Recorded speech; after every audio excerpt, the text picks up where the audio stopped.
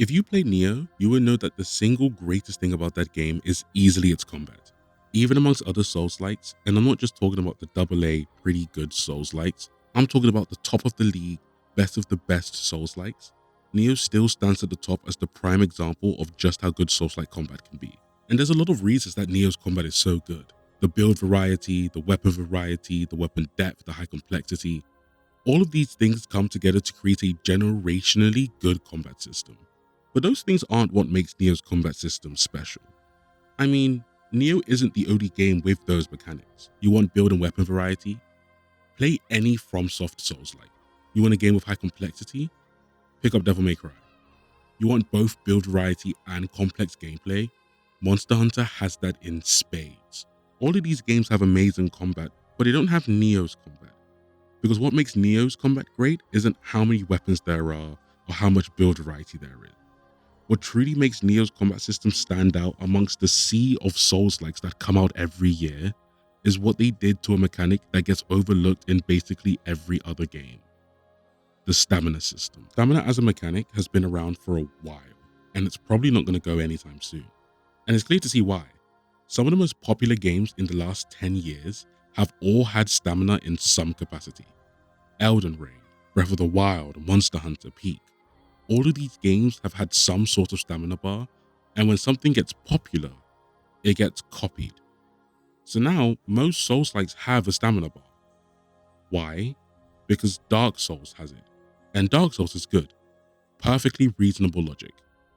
At least, it would be reasonable if stamina systems weren't the worst thing to ever exist in the history of gaming. Okay, so that's a little hyperbolic. I don't necessarily think that stamina systems are bad.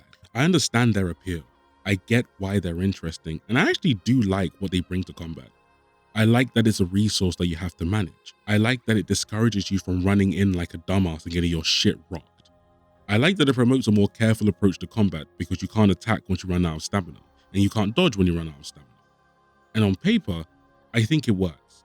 A lot of games that have a stamina system, they have good combat.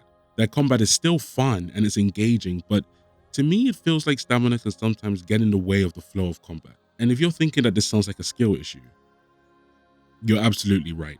But it's also a mechanical issue. And the reason that I know that it's a mechanical issue is because I've seen what it looks like when a game gets the mechanic right and makes balancing the resource an actual core part of the game. And the way that Nioh does this is by adding one very simple mechanic. The key pulse. Key pulsing in Nioh is a core mechanic of the game, and conceptually, it's really simple. All it is a stamina recovery mechanic. That's it. Here's how it works. When you attack in Nioh, you use stamina. The red on your stamina bar is the amount of stamina that you've just used for your attack. Pretty basic stuff so far. However, right after that, the red part of your stamina bar starts to fill up with a yellow bar.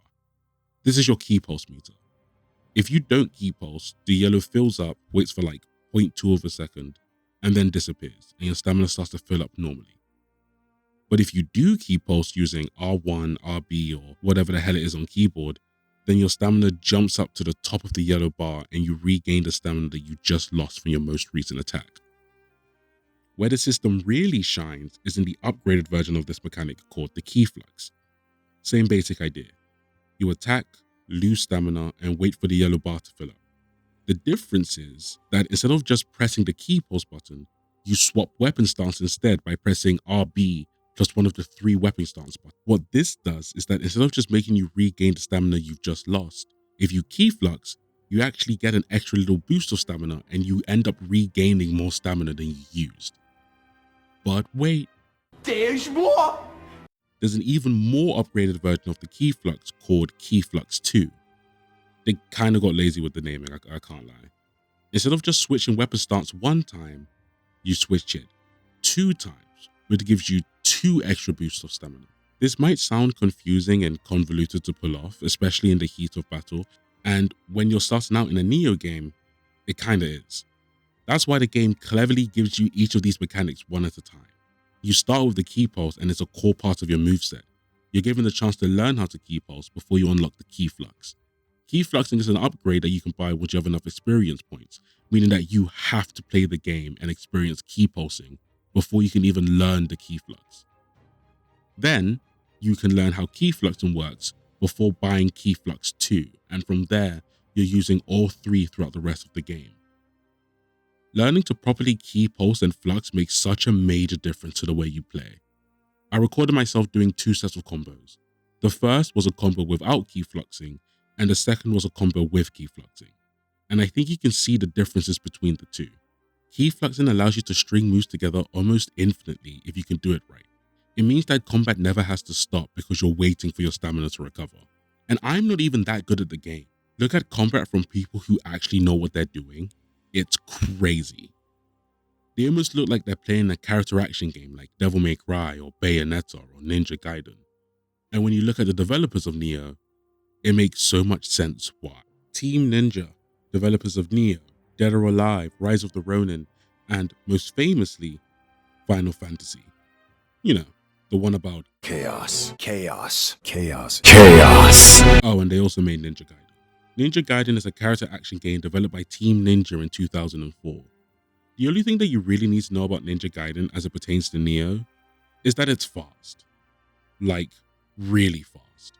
Movement, juggling, combos, dodging, attacking. At any point, you need to be doing one, maybe multiple of these things. Ninja Gaiden is a game where the enemies do not let you breathe and you always have to keep moving. Otherwise, you'll die. And then die again. And then die again. And then die again. Ninja Gaiden is a hard game, an extremely hard game, but it's also an extremely fun game. And I think that the main reason for that is its combat. How fast and fluid and fun it feels to fight groups of enemies, how many moves there are to combo with one another, how much positioning and strategy matters in the middle of a fight. Team Ninja made something truly special with Ninja Gaiden's combat system, and they knew it. So when they started to develop the Souls-like version of Nioh in 2014, they realized that instead of just scrapping everything they had learned with Ninja Gaiden in pursuit of making a generic Souls-like, why not combine what they already knew with the Souls-like formula? Basically, they wanted to make a faster paced Souls-like, and they knew that they wouldn't be able to achieve that goal without a complete reinvention of the stamina mechanic.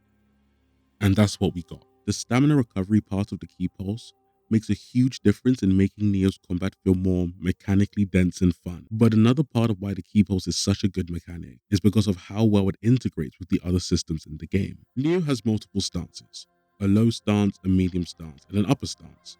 And the game wants you to swap between all three of them. This is evident because every stance has its own move list that you can customize. And key fluxing incentivizes you to actually use the different stances to your advantage by rewarding the player with extra stamina so that they can keep attacking. That's what I love about the key pulse.